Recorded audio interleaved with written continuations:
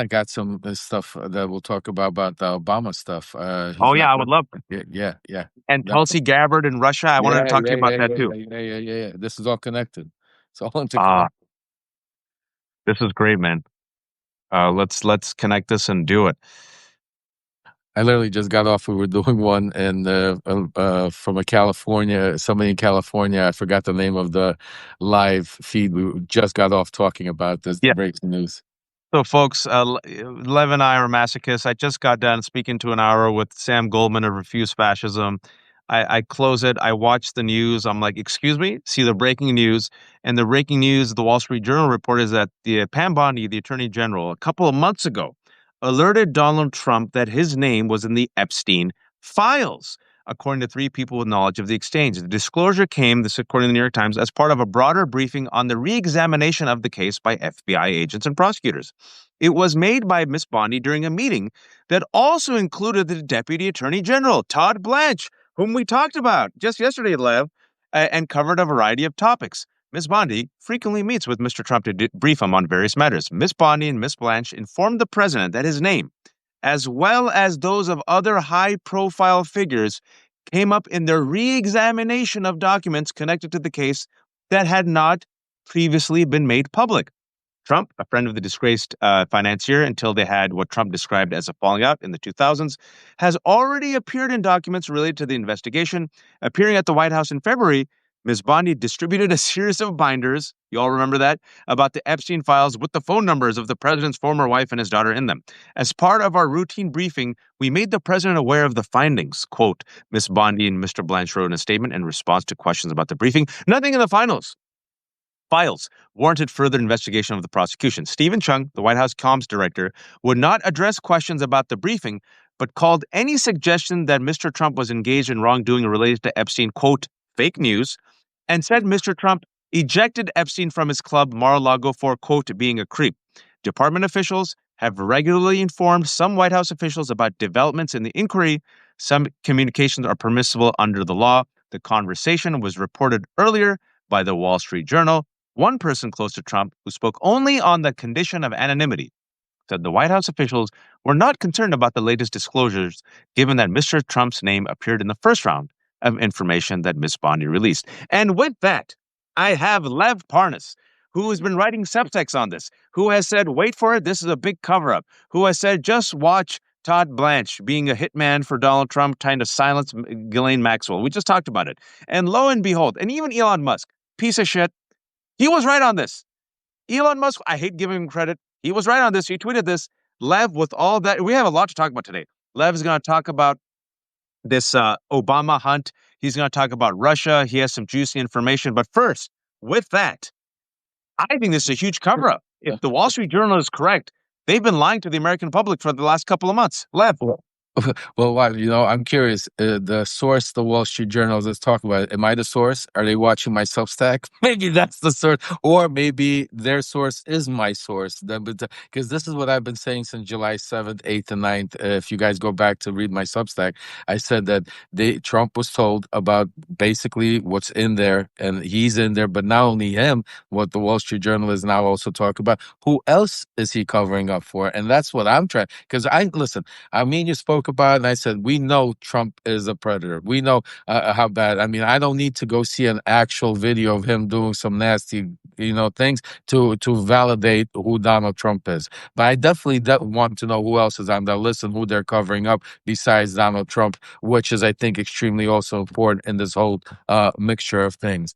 But yeah, I mean, this is an extreme cover up that we've been talking about. You've been reporting on it. We've been talking about it already for a while, and I am so happy to finally see that the media are still, and this is why we're still talking. This is why the Wall Street Journal, this is why this is really becoming, because the media has held it for the past 2 weeks, have held his feet to the fire, just like we've been asking for them to do, just like we've been screaming and talking, because if they haven't, this would have been already. Just think about all the things he tried to do to change the media shift, and one of them is the Obama, which we'll get into in a second, but which is... Can I give you some breaking news, Lev? Some breaking news real quick. Go on your roll, but a House Oversight Committee just moved to subpoena the Justice Department's files on Jeffrey Epstein. 3 Republicans voted with Democrats, sending it through on an 8-2 vote. The subcommittee will now work on a subpoena language. It could get taken up after the House summer recess. And I want to remind people, as Lev was saying, Mike Johnson just yesterday said that he's willing to shut down the House until September to just delay a vote by the House to release the files. Lev, sorry, I didn't mean to interrupt you. No, I mean, thank you. And also, don't forget the name. I'm going to keep saying this one name that eventually, when it comes out, all of you are going to say, we heard it on here on Waj, on the left hook between Waj and Lev, Dan Bongino. Remember that name? Somebody's going to say it. Watch that space. Dan Bongino. Things are going on. Some of this information that it came out just now also, supposedly, Kash Patel was talking to a friend, and a friend told a friend. There's a lot of things that are going to be, but watch that name, Dan Bongino, and the things that are leaking out. They're literally trying to cover this up as quick as possible. And some of the things that are happening also behind the scenes, and that I want to talk about.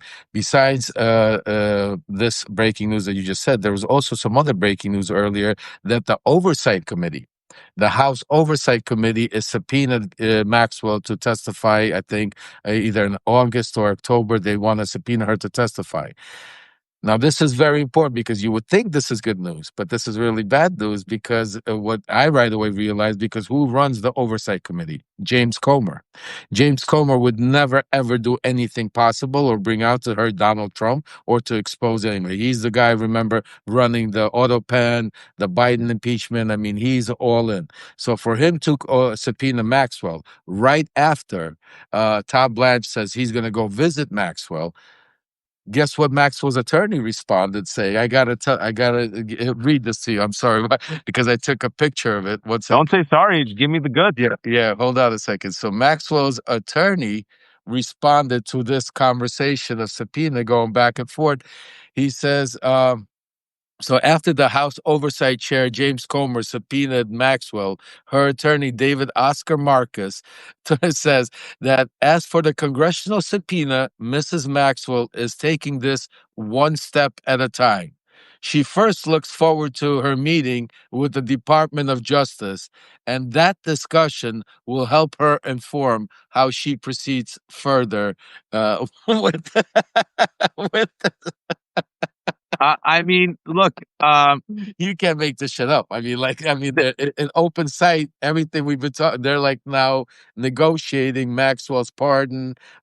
What do you want her to say in this? So let me speak to Todd Blanch and let me figure out. And once we agree on what you want, then I will take your subpoena. I mean, you can't make this shit up. Kira, you're right. Pardon or commutation, but I think the Commutation. damage has been done because even if Maxwell comes in and says, Donald Trump is the best, most loyal, most patriotic man who loves women, and he was not there. He was just a friend. And I swear to God, don't worry, when he partied with Jeffrey Epstein, it was normal partying between two young heterosexual men. It's okay. I think too much has been released 100%. that his base will say, I don't buy it. I want to see the files. And another piece of reporting came out today and yesterday that Donald Trump is now -11. He has the lowest poll ratings of any president since Donald Trump. Donald Trump number one. Donald Trump number one was -16. Donald Trump number two is -11. He's double digits down on the economy. He is -5 on his strong suit immigration.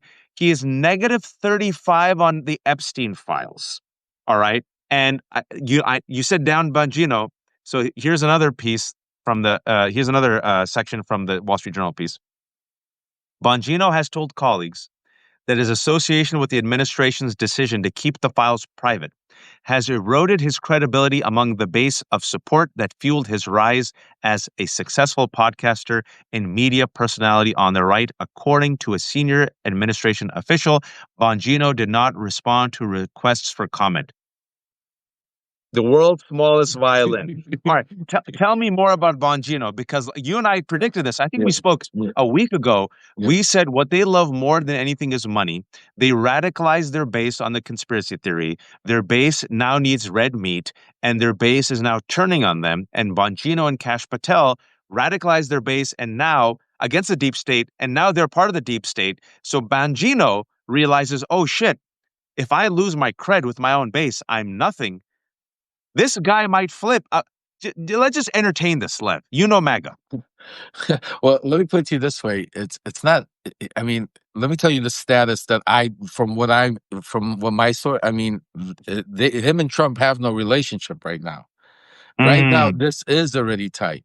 What you're hearing being reported is exactly what we spoke about and we talk about. But this is already, if they're reporting this now already, this Yeah, we is talked about already this in the past. You're right. we spoke about this a week ago. I mean, Bongino and Trump. I mean, the reason Bongino's still there, I still can't figure out because I can't get a direct answer. I don't want to say something on just speculation. Either he was threatened, or Trump begged him to stay there.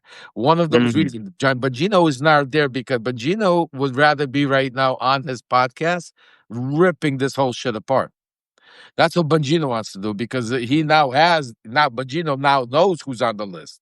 Bongino now knows who's going. Bongino now has all of this stuff that he's been promising, and now they're basically telling him, no, we're shutting it down. Now I don't know if Bongino knows all the reasons why it's being shut down. Is he thinking because, is it just because of the Trump stuff? And maybe he's thinking they could somehow maybe see, this is where it gets interesting. This is where it gets interesting. We gotta, really follow the balls because if it was just Trump, I truly believe because they have control of all of the apparatus of how is come out that they could control because everybody knows Trump and Epstein knew each other. Yeah. A lot of the pictures that I'm saying to you, it's not like big news that if all of a sudden they came out with certain news, okay, yeah, Trump was on the plane, but so was they could have made it where the base would have. I mean, it would have been a one-day story, if that. Okay, but put it around and flip it the way it is, it's more than just Trump. That's what I'm saying. There's And others. even in the Wall Street Journal reporting, they said there's some very important people. It's not just Thank Trump, you. it's Trump Thank you. and. Thank you. Yes, that's what I'm hearing also. I'm hearing that also. And also, again, I'm going to say, I'm not going to throw conspiracies, but I'm going to say from what my sources are telling me, watch that space also having to do with the why Bibi Netanyahu. There's something to, and again, Epstein, Israel, other countries, Maxwell. There's a lot. There's just too much intertwined that I'm hearing, and the timing of it also. But where it all started is where I want to just take it back to the beginning and who started this whole chain of events. And again, I wrote about my Substack. A lot of people might have forgot, but you just mentioned it also. The leader of this whole thing that made Donald Trump come out, part of the reason why he did it when he did it was Elon Musk. Yep. Last month. Elon Musk, when he first said it, what was it? When they first got into a fight, Elon Musk said, Donald Trump's name is on the list. Then he erased it. And then they all of a sudden supposedly made peace. We said it's all bullshit. Then when he came out the second time, he came out again. And Trump knew that Musk knew. And we talked about it, so Trump tried to be ahead of the game. If he shuts it down, and Musk comes out, then Musk looks like a crazy man. Musk is just throwing conspiracy unless he has the facts. And that's what Trump didn't know. Does Musk have it or doesn't he? Because remember, he gave him the keys to the empire by going into Doge and all of these computers. And Musk also, what we talked about is Musk understands MAGA. And the reason why he led with that, and people are like, wait, that's a strange thing to say, is that he knows what radicalizes and animates MAGA. And the way to hurt Trump was to hit him on the thing that corporate media and Democrats just forgot. Epstein. And the reason why I think this is leading news, and I think this is a failure of corporate media, is because MAGA is leading it, folks. MAGA is leading this. And so MAGA attacking Donald Trump gives a permission structure for Democrats and corporate media oftentimes both sides. They're not getting distracted. And I want to, you said there's multiple balls at play. We're going to connect the dots. We're going to land all the planes and all the balls are going to be juggled really well, folks. Sarah Longwell has this, she's from the Bulwark. I'm reading her tweet because she talked about, I'm going to talk about the cover up because if the Wall Street Journal is correct, Pam Bondi, the FBI, Bongino, Kash Patel, they knew that Trump was in the files since the beginning of the summer. So what they've done since then is a cover up. Specifically, Mike Johnson wants to shut down the House. He would rather shut down the House until September than even have a vote on releasing the files, because, like you and I discussed, I said he knows that some Republicans, because they are afraid of their own base, would probably vote alongside with the Democrats. And we just got breaking news right now that the subcommittee voted. 3 Republicans voted with the Democrats, right? So he goes, can't risk it. I'm going to shut down the House. So if you're shutting down the House to block the release of the Epstein files, and you know Donald Trump is in it and other prominent people, and Epstein is a notorious pedophile who was engaged with billions of dollars and monies in perhaps some foreign countries, then aren't you a part of the cover up? If you are going after Obama in the last couple of days, posting an AI video of him being, arrested and talking about, like, revealing intelligence and using Tulsi Gabbard, aren't you distracting from the Epstein files? If you are claiming that Comey and Obama and Biden were responsible for the Epstein files and it's a Democratic hoax, aren't you distracting and doing a cover up? If you're telling your own base to move on from it and you're weaklings and you're my past supporters and don't fall for the bullshit, isn't this all part of a cover-up, Lev? Oh, and it's getting scarier, watch, because I literally, before we went on an hour and a half ago, I wrote a breaking Substack letter, and I want to quote something out of it. First of Please. all, the breaking letter, the way the letter, the title is Trump plans to arrest Obama to distract from Epstein. What started out as a media diversion is now a full-blown operation, and my sources tell me that there are arrests might be coming soon. Donald Trump was overheard by a very close source of mine saying, those scumbags raided my house at Mar-a-Lago, tried to throw me behind bars. You wait. Obama's going to go down for treason. You'll see who ends up in handcuffs. What I'm hearing, folks, is getting very dangerous. That what started out as a media distraction to take your eyes off of Epstein is now turned into what you saw today with Tulsi Gabbard coming out now, having a press conference, sending out criminal, what's it called, referrals. I know a lot of people say Obama has immunity. Don't say that. Don't just say because this is, the Supreme Court did not give full plaintiff immunity on everything. And the words that he's using, they're specifically like treason, specifically like other things. This is why he's using those words. And that's why my sources tell me they're trying to figure out a way to show that Obama basically went after. And this is a way he's trying to give the red meat to his base because he understands. He understands very well that a press release or just some smoke about Russiagate or about going after Comey or them is not going to do it. And he understands that even if tomorrow he arrests Comey and puts him away, it's not going to do it. That's how big this is. And right now I'm hearing that the red meat, the prized possession that he wants to give his base is he wants to put Obama in handcuffs and say, you see, I did it. He's the one, and try to change the news cycle to that degree. That's what I'm hearing, Waj. No, and you're absolutely right. You mentioned that. And folks, he's desperate because he's gone after the head honcho, Obama, who he loads more than anything because Obama is a black man who will always be more loved than Trump, more eloquent than Trump, more charming than Trump, who has a higher favorability rating than Trump. And he's black. He's much blacker than Donald Trump. He is obsessed with Obama. It's like his nemesis. It's like Bizarro, right? And when Donald Trump sees Obama, he seethes with rage and he realizes, aha, I can give chum to my base, and also that good old racism. I always want to remind people it was Donald Trump who championed the racist birther conspiracy, the Islamophobic and anti-black birther conspiracy that forced Barack Obama, our first black president, to produce his birth certificate. How humiliating, right? And then Donald Trump was so humiliated by Barack Obama taking a crack at him that, among other reasons, that's why he ran. And of course, this country elects a racist, Donald Trump, after electing Barack Obama. And what did Donald Trump do? Just brought everything down. So Obama is this wound, this perpetual festering wound for Donald Trump and his ego. And like the cornered rat, the analogy that I gave and I've been giving for the past week, I said that Donald Trump is like a rabid rat who's going to be backed into a corner, and a rabid rat that is willing to chew through the electrical wires, even if he knows they'll cause a fire that'll burn down the house. He'll chew through his friends. He'll chew through everything and anything just to survive. And now you see him bring out Tulsi Gabbard, who's the director of national intelligence, with all this bullshit to target Obama, to arrest Obama. I fear that Obama should have higher security detail, folks. I'm really worried about his safety because this is a desperate man. Lev and I have always said that this is a man who will declare martial law if it seems like he's going to lose the election. He'll call the Insurrection Act. And folks, the cover up is pretty huge because again, this week Mike Johnson said he will shut down the House rather than have them vote on the releasing of the Epstein files.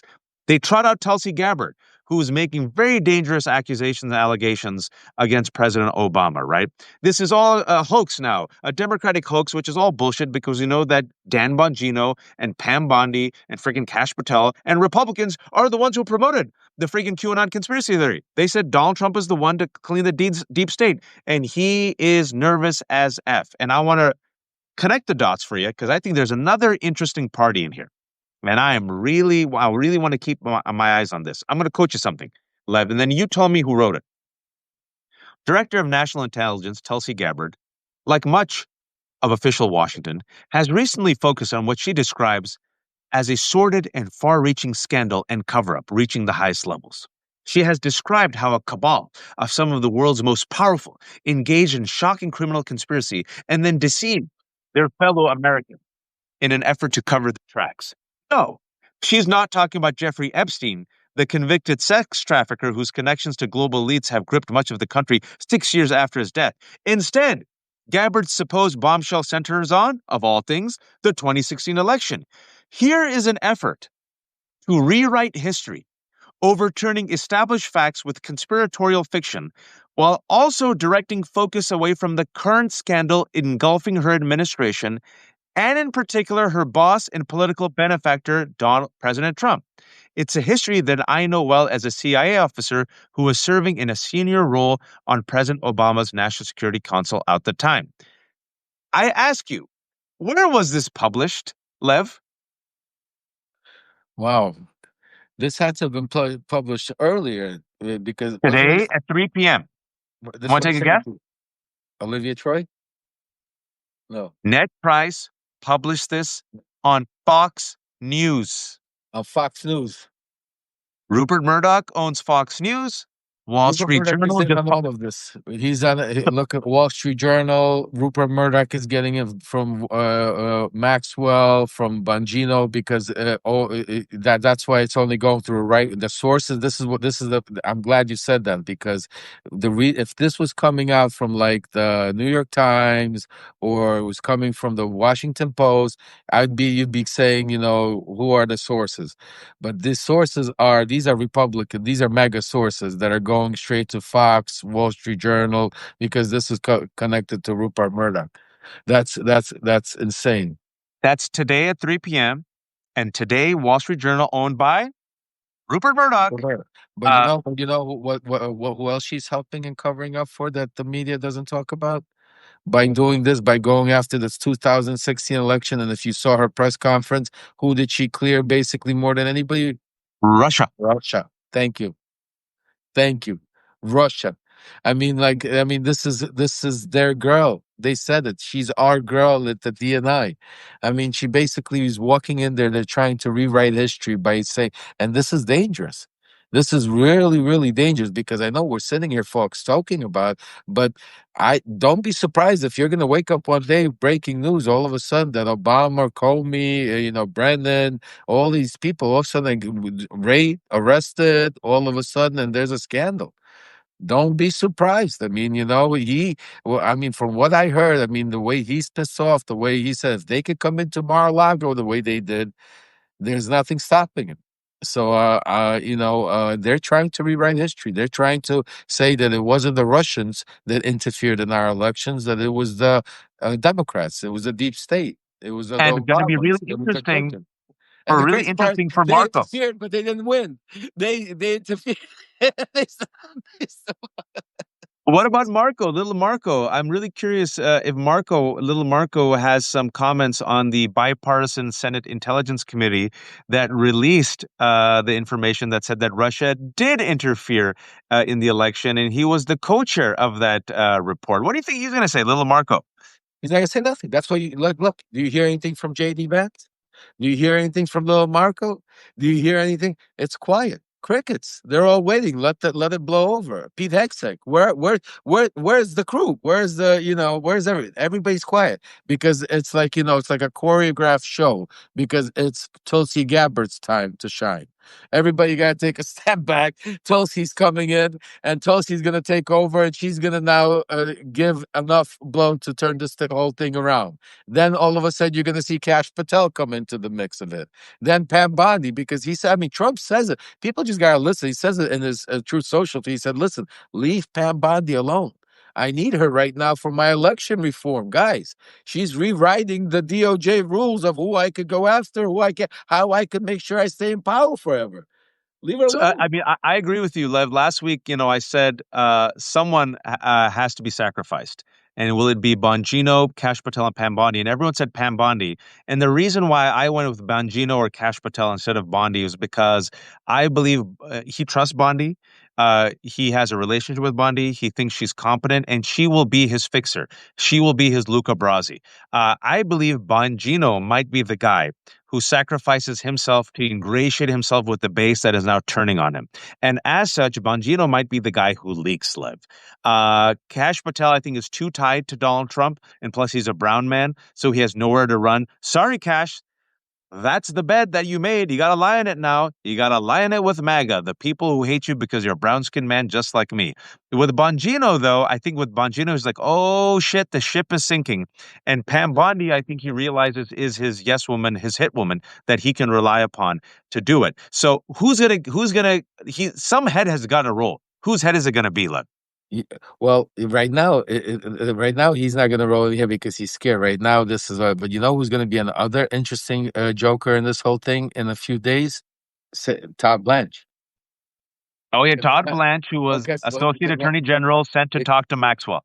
because once he speaks to Maxwell, he's intertwined now because now it's like what deal is going to be made, like how is it, because this is it, this is like, because they have no other, if you think about really where we're at right now, there is nothing else, because once Maxwell, because as the court just shut down, basically showed them that they're playing along about as far as trying to get certain things unsealed. They're saying, wait a second, you didn't even put the paperwork in properly, you're saying that the reason is for public, that's not good enough reason, so they're seeing that the DOJ and Pam Bondi are playing games, plus the things that we're looking for, you're really not going to find in grand jury testimony, because grand jury testimony is basically set up against Epstein, against Maxwell. It's not going to have all that stuff about all the other child sets. It's not going to have Donald Trump in there. It's not going to have none of the grand jury stuff. Is going to have primarily stuff to convict, to get that indictment going. So There's so much stuff here, Lev, because again, this is what happens when we have incompetent people in leadership. We're being killed by the dumbest people on earth. God bless Kash Patel for being a gossipy little you-know-what. According to the Wall Street Journal, FBI Director Kash Patel has privately told other government officials that Trump's name appeared in the files. Thank you, Kash Patel. Thank you so much, Donald Trump, for hiring Kash Patel, a man who has no experience in law enforcement, to be the head of your FBI, who can't keep his effing mouth shut. Much appreciated, right? And then another piece of news. And I want to ask you about that. Well, also, Trump lied, folks. I want you to see this. On July 15th, an ABC News journalist asked Donald Trump, as he took questions from reporters at the White House, what Pam Bondi told him about the Epstein files. Now, recap: the Wall Street Journal is saying in May that Pam Bondi informed Donald Trump that he's in the Epstein files. The date of the ABC News journalist asking him about what Pam Bondi told him is July 15th. Quote, specifically, did she tell you at all that your name appeared in the files? This is July 15th. He was told in May. His response: no. She's given us just a very quick briefing. She's done a really very good job on the Epstein review. He lied. I mean, that's not. I mean, was he like 35,000 times? Yeah, first term. I mean, I mean, I mean, listen. Every time, listen, I really say, Donald Trump is a perfect example. I have this little quote that his ass gets jealous of the shit that comes out of his mouth, like literally. That is an amazing You know, quote. I His mean ass gets jealous of the shit that comes out of his mouth. you Wow. know, so that's Donald Trump for you. I mean, he's that right now. He's like you said, he's that cornered rat that he's going to go attack, and cornered rats are most dangerous because that's when they lunge at you. That's when they will attack you. That's when they will come at you. And right now, we need to be vigilant. We need to be make sure that we're all united. We need to make sure that we're not taking our foot off the pedal, or off the metal, and pressing and keeping the media keep their foot to the fire, making sure that when the press conferences are asked in the Oval, to keep asking the question. Don't get off on these subjects about what he wants you to ask him or what bill he's signing. No, ask him about the Epstein files. Ask him about keep asking about, because that's the dam is broken. The dam is leaking. The water is starting to pour out. Another crack, and it's just going to be a wave, and we're going to get our democracy back. Lev, I didn't want to do the told you so, but I will because, damn it, these are the small victories. Lev and I talked this week, but we also talked 2 weeks ago. And while this was happening, if you all recall, if you watched us, Lev and I both independently and together said Democrats in the majority and the press, keep on Epstein. Use it as a wedge. There is more. There is more. There is more. Think like MAGA for once, for the love of God. And Nancy Pelosi came out and said there's distractions, which, by the way, I will say this. I don't know. We don't know if we'll ever see the names. Bill Clinton partied with Epstein. Oh, absolutely. Bill There's Gates lots partied with yeah. Epstein. Oh, absolutely. There's Democrats. That's why I said, like and one thing we all have to be prepared for. I am, and everybody else. I don't care if Bill I don't care Clinton. either, Lev. I want everyone punished who did bad. There's no there. I don't care what policy, what color, what race, what religion. Don't matter to me. This is the hill I'm dying on. I don't care. I don't care if we every single person. So yeah, if Bill Clinton's name on there, go after. Absolutely, go after. That's what differentiates us from party hacks. If there are Democrats, if there are tech billionaires, if there are celebrities that you love, if there are philanthropists, if it is shown that they were complicit in this abuse of children, there are actual victims here. Children were raped, were groomed. People have killed themselves from this abuse. And that's what they were part of. F them all to hell. F them all. Let them be named. Let them be shamed. Prosecute them. Convict them. Let their legacy burn to the ground. I couldn't care less. And all these powerful people who are being protected by powerful people, I think this is like, you're going to get a lot, folks. I think this Epstein files will reveal famous people. It'll reveal that, to quote George Carlin, it's a big club and you ain't in it. And the final question I have for you, Lev, the money. And you said this, we don't have the information, but just to speculate, this is, folks, Lev, when he has information, he tells you. He says, I have a source. When we're just thinking, because he knows MAGA and, we're making our predictions, oftentimes it's right, but we're telling you that's just a prediction because we're still waiting for facts. You have said, and I agree with you, that there are other countries involved, powerful people in other countries who probably had an investment in Epstein because they saw him as a source that they can use, or a source, a conduit by which they can probably get information on other powerful people. The two countries that keep coming up are Russia and Israel. If you had to guess, again, we don't have the evidence yet, but if you had to guess, Lev, how are Israel and Russia, if indeed it's shown that they are involved, why would they be involved? How would they be involved? Well, from Israel's standpoint, from what I've been finding out and researching, and I've had actually some really good people on my Substack that came with some real good facts, and we're putting the pieces together, is his relationship with Israel led to certain Epstein's back then. relationship. Yeah. So back then, Israel was scared of the way the Democratic Party might be shifting towards Palestine. And because of Maxwell's father's relationship with Israel intelligence, and and eventually Epstein, what was reported to me, again, I don't know it for 100% to be factual, but right now the dots are connecting so far, that certain Democrats were targeted That's why a lot of the people on the list were going to be Democrats, that certain Democrats were targeted, and Bill Clinton being one of them. And Epstein used underage girls that some even of them didn't even know. That doesn't make it right, but I'm just saying to you, to use as tools to be able to then blackmail in case they decide to turn against Israel towards Palestine. So that's the Israeli side of it. How they don't want to be perceived that they basically blackmailed American citizens with underage girls and all of that dirty stuff.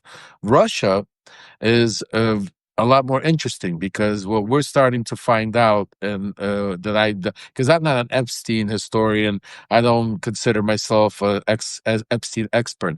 I'm a Trump expert. I'm a MAGA expert, and I could, a lot of people in Epstein's world also come from that world that I know, and I could connect the dots and make the phone calls, and I have a lot of different sources in a lot of different parts of that world.